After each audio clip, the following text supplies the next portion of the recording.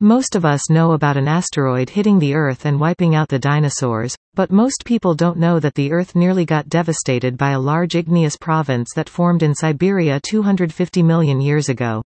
Now, imagine that we had to deal with a colossal lip like that today. How much damage would it cause? Urban areas would be decimated by the rift, causing extensive destruction. And those quakes? They're just the preview. Next, the lava makes its grand entrance. Once here, it's on the warpath. Farmland needed for raising crops would be incinerated. Bodies of water like lakes, streams and rivers would be vaporized if there was enough lava.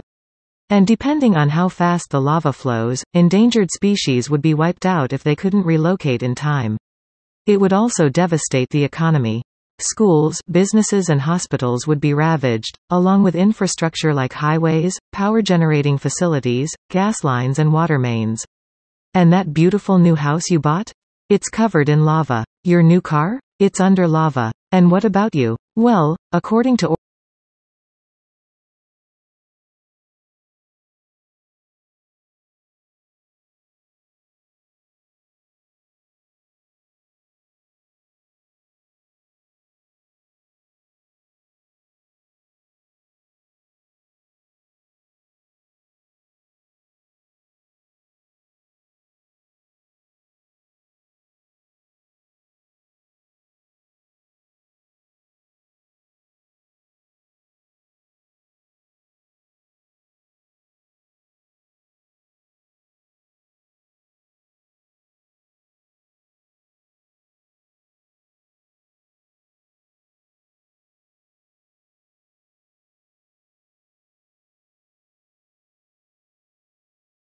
But if I were to ask you a similar question, what percentage of the population do you think is capable of truly mastering calculus, or understanding organic chemistry, or being able to contribute to cancer research? A lot of you might say, well, with a great education system, maybe 20–30%. But what if that estimate is just based on your own experience in a non-mastery framework, your own experience with yourself or observing your peers, where you're being pushed at this set pace through classes, accumulating all these gaps? Even when you got that the A 95%, what was that 5% you missed? And it keeps accumulating, all the way you get to an advanced class, all of a sudden you hit a wall and say, I'm not meant to be a cancer researcher, not meant to be a physicist, not meant to be a mathematician. I suspect that actually is the case, but if you were allowed to be operating in a mastery framework, if you were allowed to really take agency over your learning, and when you get something wrong, embrace it, view that failure as a moment of learning, that number of the percent that could really master calculus or understand organic chemistry, is actually a lot closer to 100%.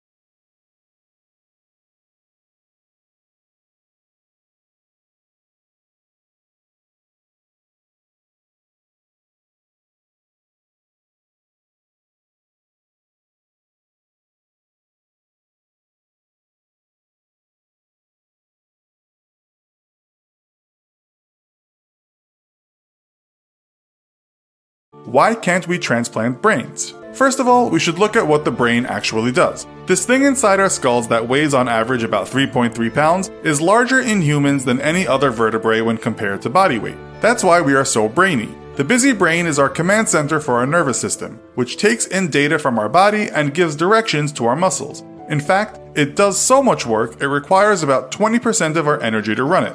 When we are brain dead, we no longer have any neurological activity. With the help of machines, we can be kept alive for a short time, but within a week, the body will not be able to function. While we may still be alive in some sense for that week, we are technically dead when the brain is dead. Some good news is that during the time we are kept alive, some of our other organs can be donated. But why can't we accept someone else's brain? When we transplant something such as a heart, surgeons use a mechanical pump to keep blood flowing through the body while the new heart is being put in. The new heart is then connected to the major blood vessels, and this might take several hours. You'll stay in the hospital for 1 to 2 weeks, and if your body doesn't reject its new heart, it's said 87 out of 100 people make it through the year, and 60 out of 100 get through another decade.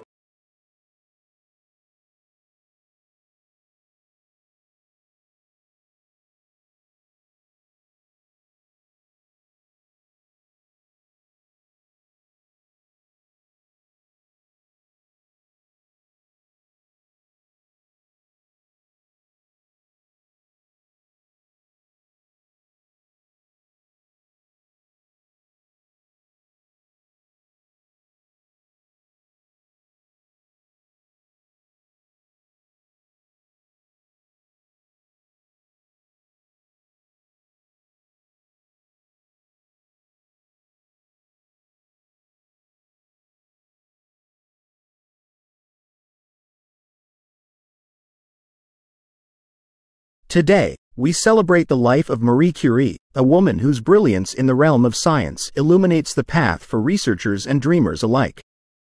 She was the first woman to win a Nobel Prize and the only person to win in 2 different scientific fields. Curie's relentless pursuit of knowledge led to the discovery of 2 elements, polonium and radium. Her work not only expanded the boundaries of our understanding of radioactivity but also laid the groundwork for developing treatments for cancer. Despite facing societal barriers, her dedication to science never wavered. Marie Curie's legacy teaches us the power of perseverance and the impact of unwavering dedication to one's passion. Her story is a testament to the fact that relentless curiosity and resilience can break through the barriers of gender and social conventions.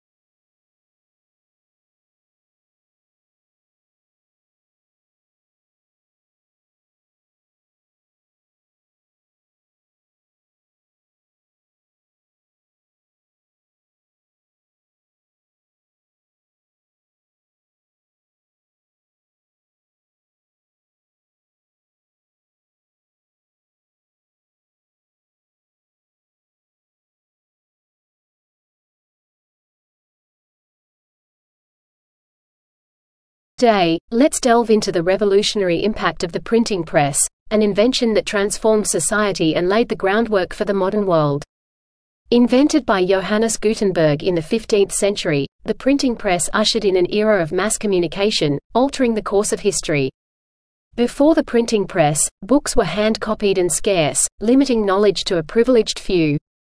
Gutenberg's invention made it possible to produce books quickly and in large numbers, democratizing information and making it accessible to a broader audience. This was a turning point that fueled the Renaissance, the scientific revolution, and the Reformation. The spread of printed material led to increased literacy rates and the dissemination of new ideas across Europe. It broke the monopoly of the elite over knowledge and education, empowering individuals with information and fostering critical thinking and debate. Furthermore, the printing press played a crucial role in preserving and sharing knowledge. It helped standardize languages and texts, shaping cultural and national identities.